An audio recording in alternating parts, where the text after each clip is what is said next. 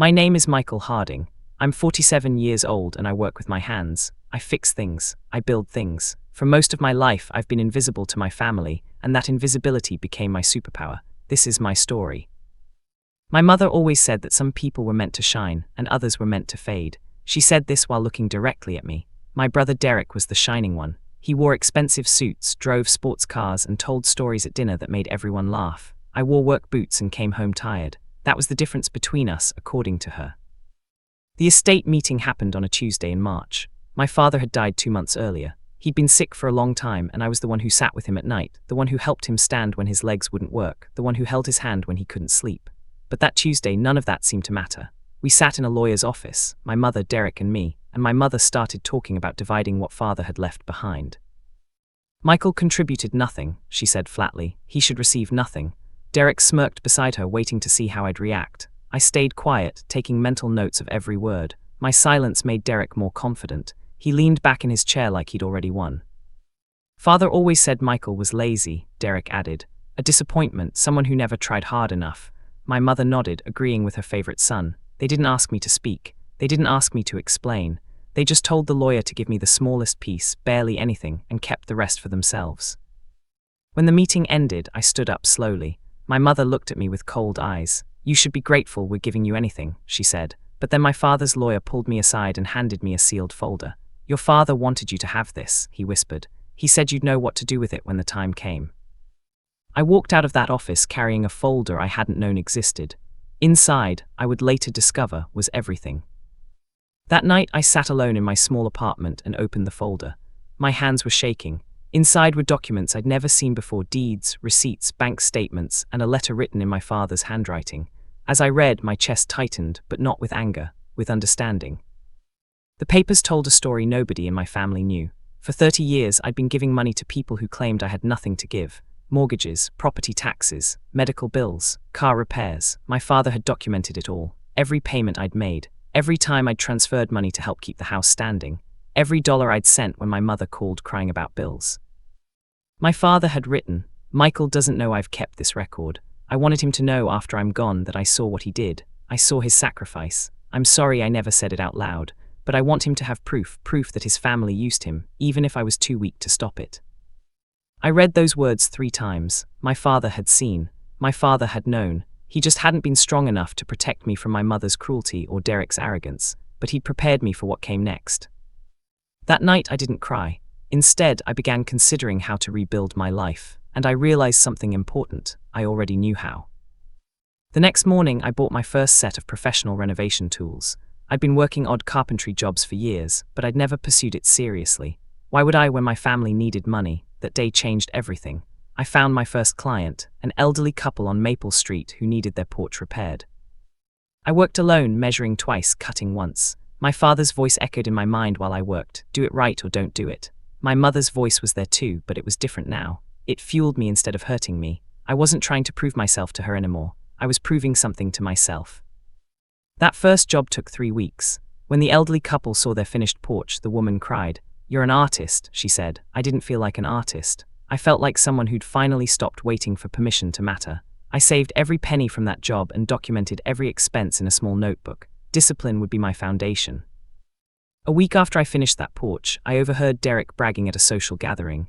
My mother had brought me to her book club, hoping I'd meet someone suitable. Instead, Derek showed up, drink in hand, telling everyone how pathetic I was. Michael will never amount to anything, he laughed. He's not smart like me, he's not ambitious. I stood in the corner listening and I smiled. Not a happy smile, a knowing one. He had no idea what was coming. My first few renovation projects were small but perfect. I completed them on time, under budget, with quality that made clients recommend me to their friends. Neighbors started talking. There's this young man who fixes things better than the contractors, they'd say. He's honest and quick. The praise didn't go to my head, but it did fuel my determination. I was building something real, a reputation based on actual work, not family name or expensive clothes. Every penny I earned went back into my business. I bought better tools. I hired my first assistant. I documented every expense meticulously, keeping records in spreadsheets that would have made an accountant proud. My brother had no idea about any of this. To him, I was still the failure. To my mother, I was still the disappointment. They lived in their world of wealth and status, unaware that I was quietly building something that would eventually shake their entire foundation. I worked late into the night, and I planned carefully during the day. Then one afternoon, while I was working on a commercial contract for a shopping center renovation, I overheard a contractor gossiping about Derek's real estate business. "Word is he's in trouble," the man said. "Bad investments, loans piling up." My ears perked up. I filed this information away carefully, the way my father taught me to file important documents. My company grew steadily through ethical work and honest practices. I landed a commercial contract that paid enough to hire 2 full-time employees. Every deal was backed by legal agreements and an impeccable reputation. I started bidding on bigger projects, office buildings, apartment complexes, complete renovations that required careful planning and skilled execution. I was building something my family couldn't buy or destroy. I was building proof that my father had been right to believe in me. 3 years after my father's death, I had a waiting list of clients. My phone rang constantly. That's when something interesting happened.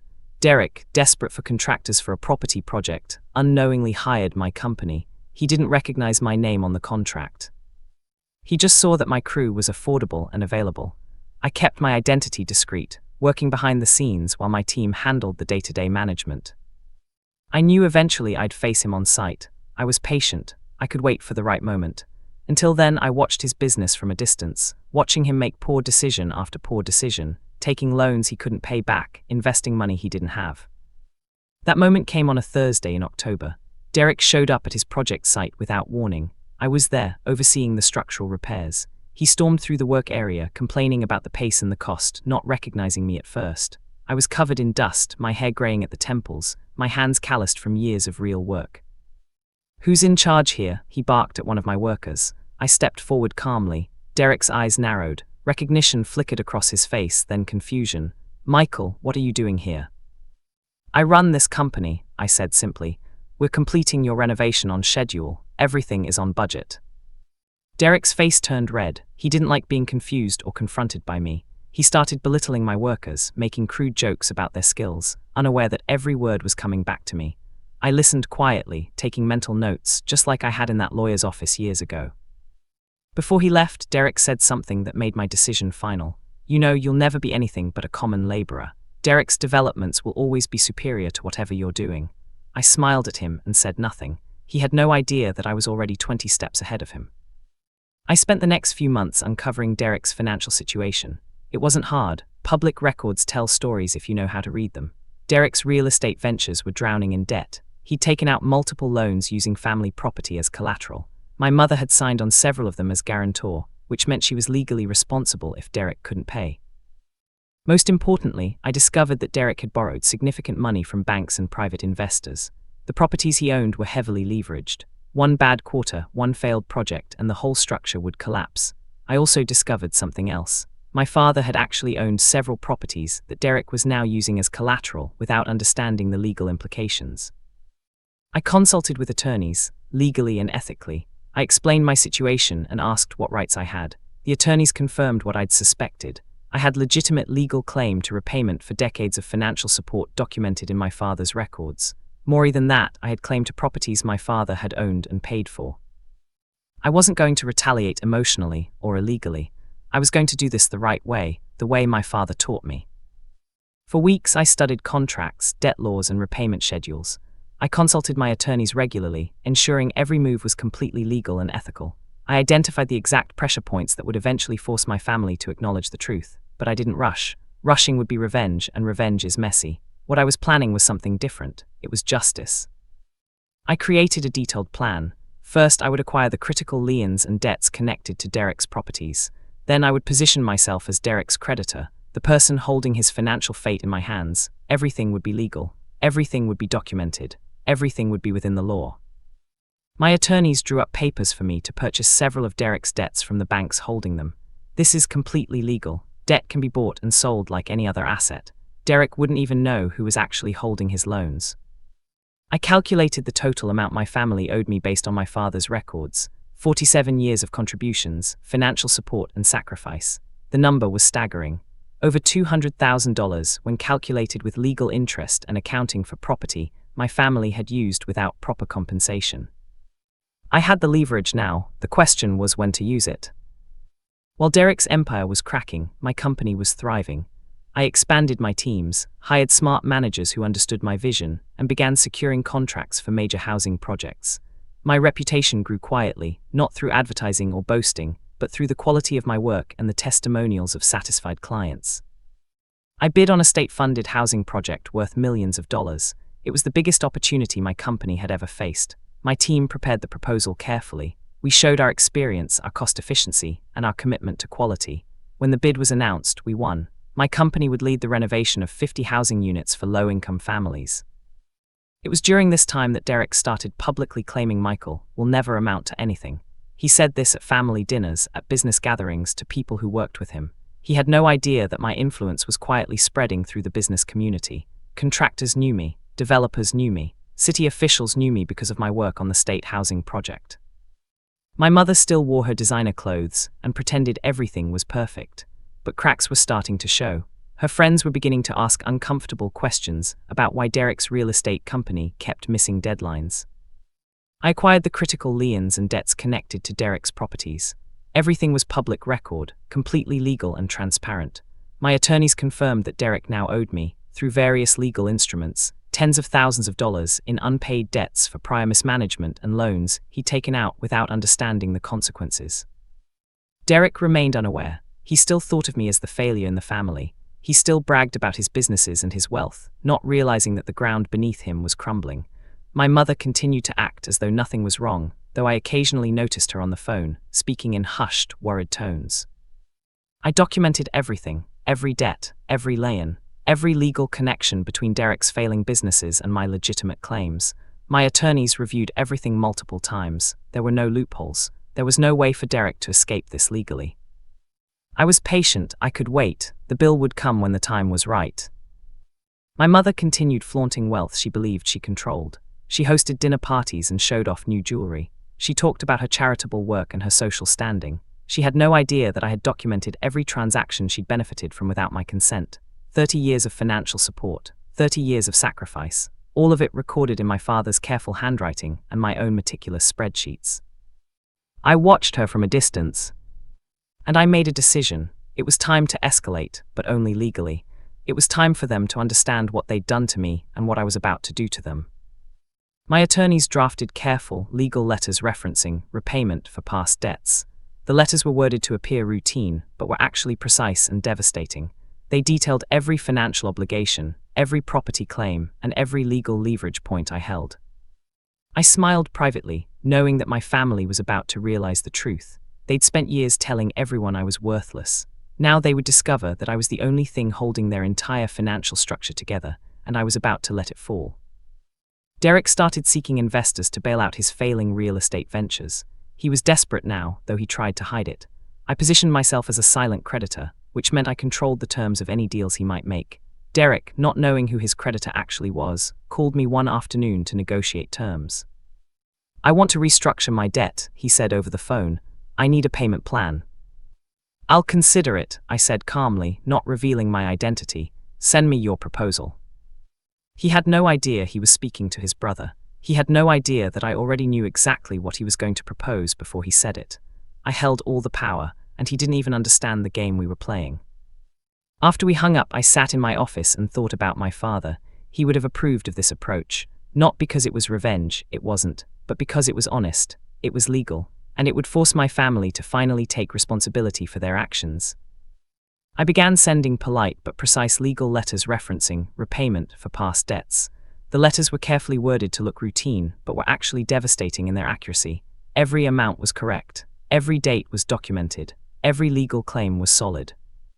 Derek dismissed the first letters as clerical errors. He called his attorney, who confirmed that the debts were legitimate. Derek's arrogance began to crack slightly, but he still didn't understand the magnitude of what was coming. My mother received similar letters. Hers included the property claims, the houses and land that my father had owned and paid for, which she'd been using as collateral for Derek's loans without understanding the legal implications.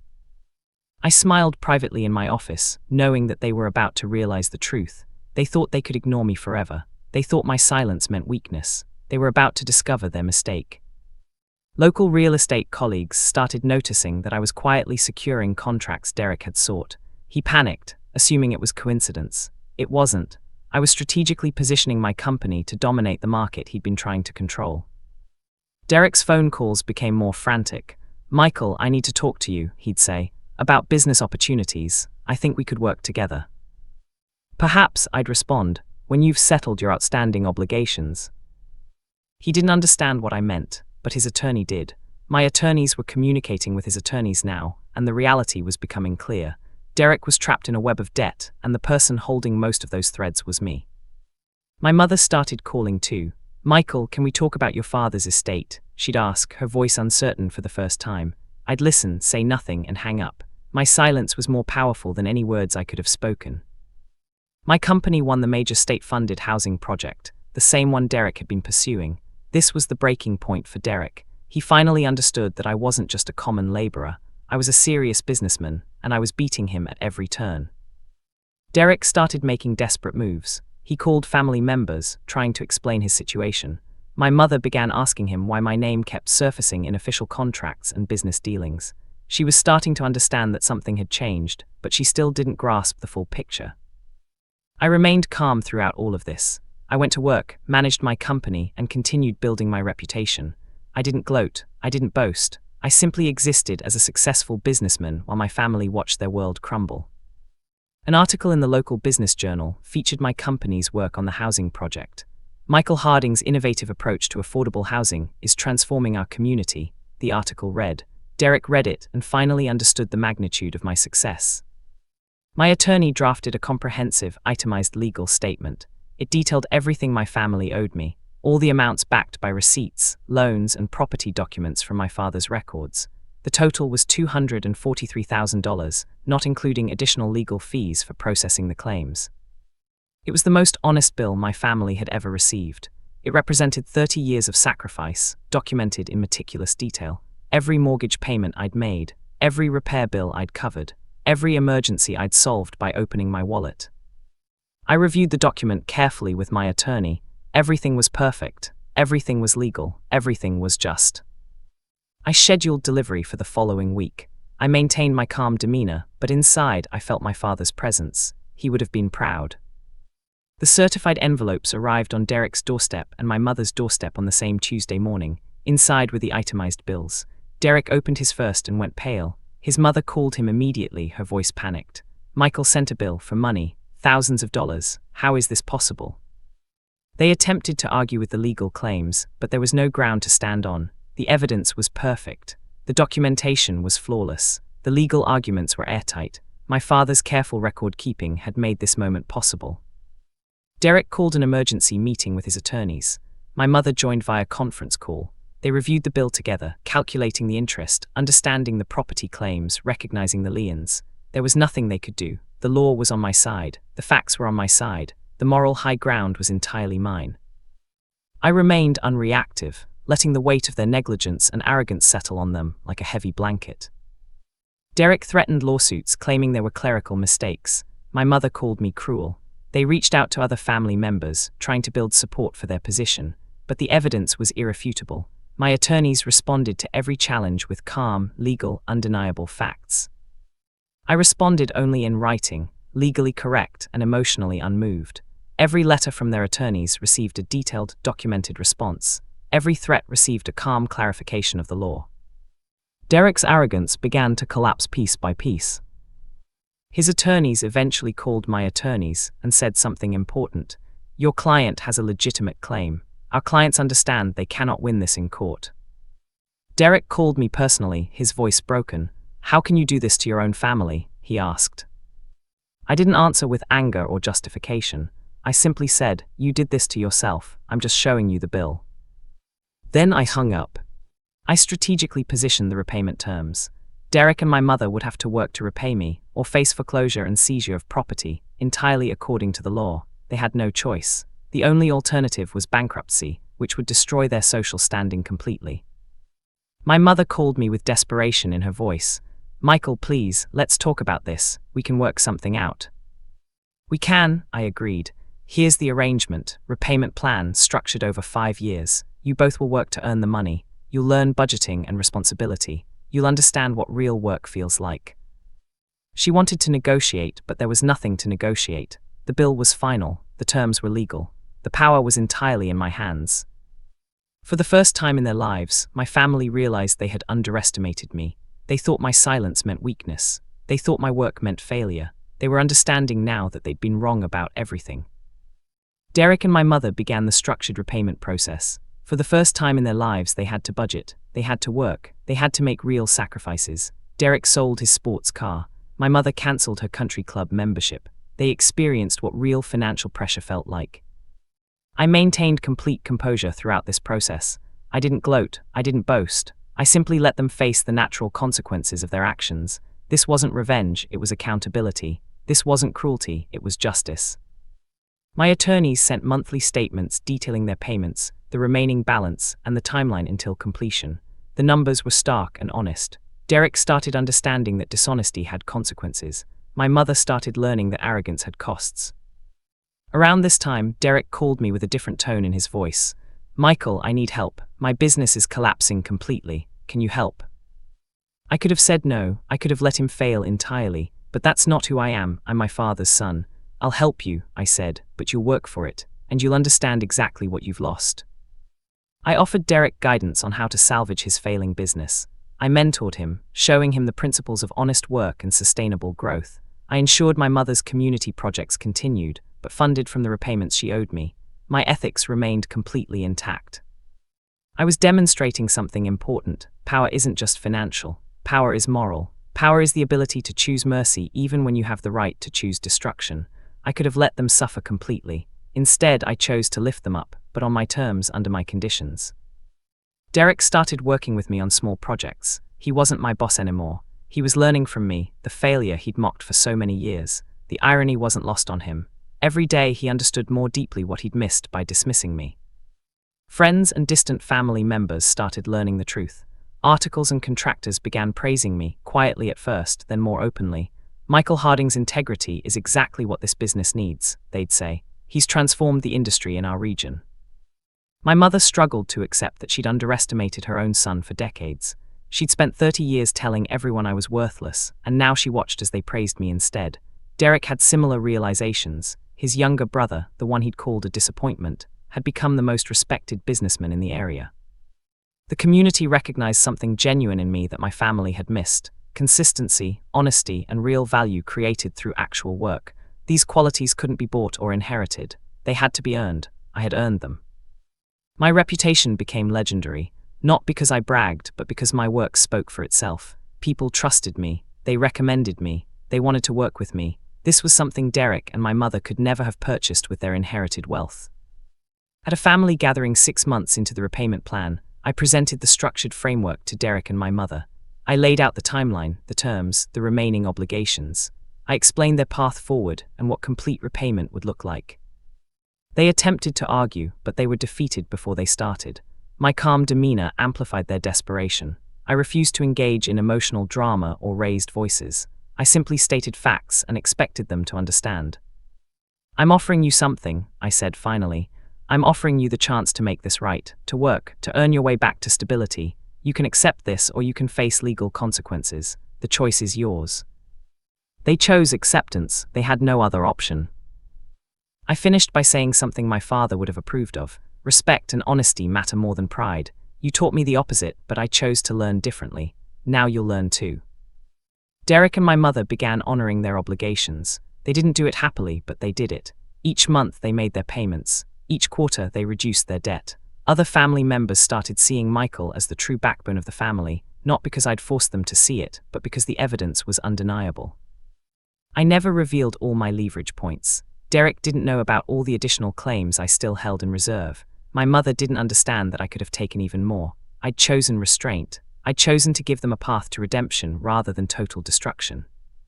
This choice, the choice to show mercy despite having absolute power, proved something that my family had never understood. Real strength isn't about crushing your enemies. It's about controlling yourself even when you have every right to lose control. 6 months remained on their repayment plan when something unexpected happened. Derek called me. "I want to apologize," he said, "for everything, for mocking you, for believing mother's lies about you." I listened. I didn't accept or reject his apology. I simply said, Focus on your obligations, the rest will follow. I hosted a modest family brunch the week Derek and my mother made their final payment. I invited distant cousins, aunts, and uncles. Everyone saw the impact of my quiet, ethical strategy. There was no shouting, there was no gloating, there was only undeniable recognition. Derek stood up and publicly acknowledged my help in salvaging his business. My mother, sitting beside him, admitted to family members that I'd carried the family for decades without recognition. The words came slowly, painfully, but they came. I didn't smile victoriously. I simply accepted their words the way I'd accepted their insults years earlier, with quiet dignity. I had won completely, legally, morally, and emotionally. My family had learned respect and accountability, but more importantly, I'd learned that I didn't need their approval to matter. Before people left, I placed a subtle note on the main table. It read, "Family isn't about who you're born to, it's about who shows up. I always showed up, for all of you, and now I always will." On the drive home that evening, I stopped at my father's grave. I knelt and whispered, "We did it, Father, the right way, always the right way." The wind moved through the trees like an answer. I stood up, wiped the dirt from my knees, and walked toward my car, a man who'd built something real from nothing but integrity and work. My family had called me unworthy, but I'd proven something different. I was always worthy. They'd just been too blind to see it. That was the final victory, and it was mine,